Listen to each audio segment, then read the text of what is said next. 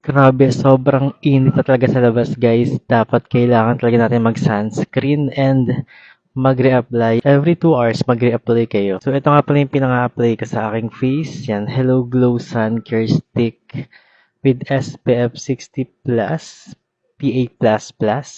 So, meron na siyang UVA and UVV protection. So, protected tayo sa aging and burning. And meron na siyang 17.5 grams. So, matagal din siya magagamit. Madali naman siya buksan, guys. Yan.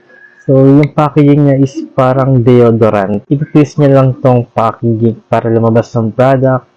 And i-apply niya sa face niyo. Yan. Bawal to sa kilikili, guys. Sa face lang to dahil sunscreen to.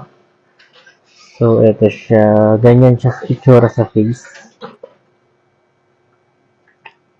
Hindi natin siya ikakat para makita niyo yung difference ng may sunscreen tsaka wala.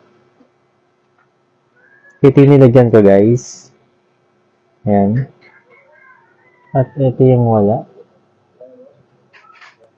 So, sa kabila talagang nakikita yung glow finish. Meron siyang moisturizing effect kasi sa packaging nakikita may nakalagay na moisture booster. So, may nakalagay sa packaging, guys, na moisture booster daw ito. So, meaning naka-moisturize siya ng face. So, every 2 hours tayo mag-apply, guys. Of course, kasama yung noo, guys. Buong mukha lalagay nyo, guys. Noo, likod ng tenga.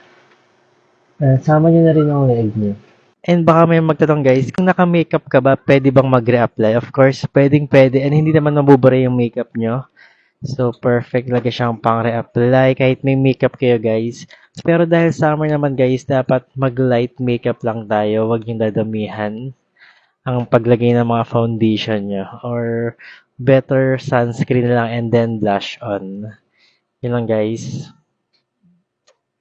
Bye. Always wear sunscreen.